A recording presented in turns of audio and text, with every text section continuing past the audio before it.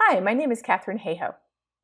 This is a series of short videos based on a webinar I gave to Urban Forestry Today. This webinar focuses on climate change, and we ask 4 key questions. How do we know this thing is even real? How do we know climate is changing? What's the evidence? Why do we think it's humans this time when it's always been natural cycles before? Why do we care about it if it only really affects the polar bears? And is there anything we can do about this huge global problem? I'm only one person. There's a lot of facts, fictions, and solutions that we might not know about when it comes to climate change. So that's what we're going to talk about today. One of the first questions I get asked, though, is, don't you believe in global warming? And my answer to that is actually no. I don't believe in global warming. I know it's true because I look at the evidence that we're going to discuss in these videos today. Why is this word so important? It's because climate change has been painted as a belief system or a religion. And the vast majority of us already have a system of belief, or lack thereof, that we're very satisfied with. We're not looking for a new one. So, as Lindsey Graham said, the problem, is that Al Gore has turned this thing into a religion. I would say actually the problem is that other people who don't like it have turned it into a religion.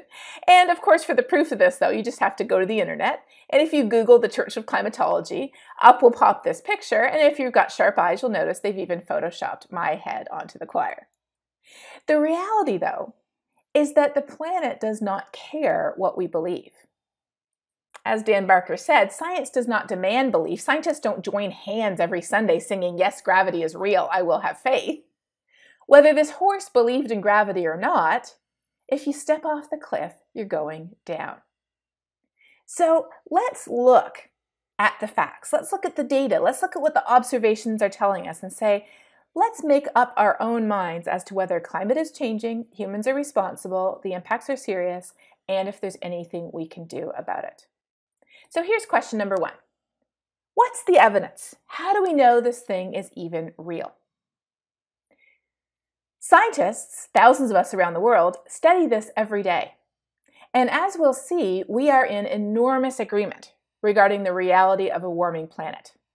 Yet, every time we turn on the TV, it seems like, we see something like this. 2 talking heads, one saying it isn't real, the other one saying it is real, and the one who says it is real is usually Bill Nye. Sometimes there's a few more talking heads, but even still, none of the people in this picture are actual climate scientists. So it's no surprise that when you ask people across the entire United States, do you think scientists agree that climate is changing? Most people say no, I think they're split. I think they're about 50-50. And this map shows that that's what we think. We think that the jury is still out. Scientists are still debating this because that's the way it looks when we turn on the TV. Why? Because having 2 talking heads that agree with each other isn't very interesting. Having 6 talking heads that agree with each other is even less interesting. So our media is working against us. They want to keep things interesting. They want to keep you from changing the channel. But by doing so, often they're presenting a false impression that scientists still disagree about this science.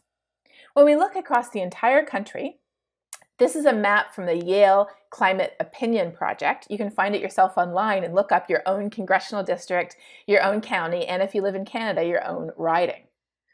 If we look at this map, we see that across the United States, most people do think that scientists are still debating this issue.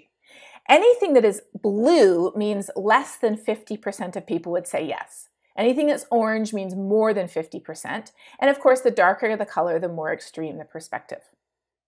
The reality, though, is that scientists are very sure that climate is changing. And let's look at why. First of all, just some definitions. We're not talking about weather here. Weather is what happens in a certain place at a certain time. It's like a single tree. We are talking about climate, which is the long-term average of weather over at least 20 to 30 years. Climate is like an entire forest full of trees. So just like with weather, there can be cold days and hot days, there can be rainy days and dry days. Similarly, with a forest, there could be short trees and tall trees, there could be evergreens and deciduous. There's a large variety, and we have to look over the whole forest composition to see if something is changing. In the same way, we have to look over at least 20 to 30 years worth of records, not just in one place, but across the whole state, the region, the country, even the world, to see whether climate is changing. Between the months of about November and April, the number one question I get is, "It's freezing outside, where's global warming now?" Or maybe even, "I'd like a little global warming, please." We see headlines, and this is a headline from, of course, last November. The first time it got cold, we have a headline, "Global temperatures plunge." Well, yes, they do plunge at the beginning of winter. We have to look over the big picture when we're asking, is climate changing? So what type of information do we use to look at whether climate is changing? The first source of information we use, of many, are thermometers. There's thousands of thermometers all around the world that record the temperature every day. And when we add up what all of those thermometers are telling us, we get global average temperature at about 2 meters above the ground. That's the height of most thermometers. When we look at what that's been doing the last few years, it looks like this. But hang on, you might say, this doesn't really look like it's going up too much. But it's a very short time period. So there was all these headlines the last few years saying, "Oh, global warming stopped." But they're only looking at a very short part of the record. They're only looking at a small corner of the forest. You have to look at the whole forest to see whether the composition is changing. And so when we look at the whole record, we see that no, it can go up and down from year to year. That's weather. Some years are colder, some years are hotter. But over climate timescales, which is the long-term average over at least 20 to 30 years, we do see that yes, it is getting warmer. And actually, in fact, 2014 was the warmest year on record, and then 2015 was the warmest year on record, and then 2016 was the warmest year on record. Now, will 2017 be the next warmest year on record? I don't think so. Looking at this, you can see it goes up and down. But it's clear that over climate timescales, yes, the planet is warming. It isn't just about thermometers, though. The evidence of a warming planet is in our own backyards. When my colleague, John Zak, who co-directs the Climate Science Center at Texas Tech with me, when he moved to Lubbock, Texas, over 30 years ago, he planted a peach tree in his backyard. He's an ecologist, so he wrote down the date that peach tree flowered every year. And when he had to cut down the peach tree just a couple of years ago, it was flowering on average 3 weeks earlier in the year than when he first planted it. Why? Because our winters are shorter, our springs are coming earlier. I'm from Toronto, and my birthday is in April. In our front yard, we always had tulips, and I love tulips. So I would always wait for those tulips to come up in time for my birthday. Some years they would, some years they wouldn't. Now, when I go back to visit in April, I say, "Where are the tulips?" And my mother says, "Oh, they've come and gone. They bloom in March now." All around us, we can see the evidence of a warming planet. We also see that our growing season is getting longer. On average, the growing season is now about 10 days longer than the long-term average over the 1900s. And if we look at specific plants, we see big changes too. The ragweed pollen season is getting longer, and that's not good news for any of us who suffer from allergies. The average geographic range of birds has shifted north since the 1960s by almost 40 miles.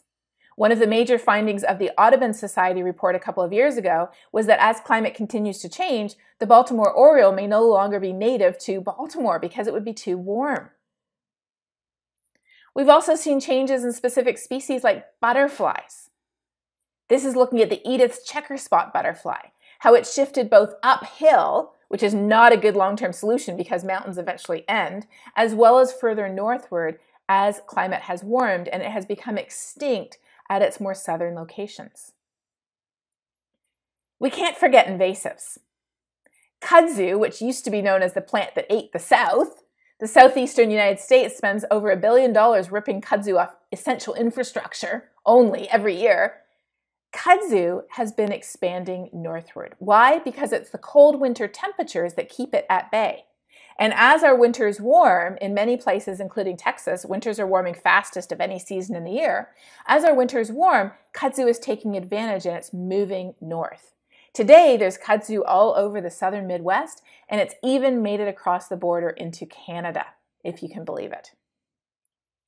All around the world, if we add up all the different natural thermometers telling us that yes, something is changing, whether it's frequency of drought, whether it's the fact that the center of production of Maine blueberries is moving over the border into Quebec because Maine winters aren't cold enough, whether it's the fact that lilac trees are blooming earlier around North America, or that red fire ants, which are originally an invasive species, are spreading up through the south central US.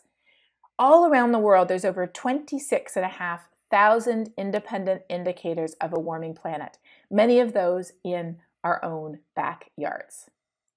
So is climate changing? The science says yes, it is. And that doesn't just come from thermometers and satellites and ocean buoys. It comes from the evidence of our eyes. I bet you could think of something that's changed in the place where you live, can't you?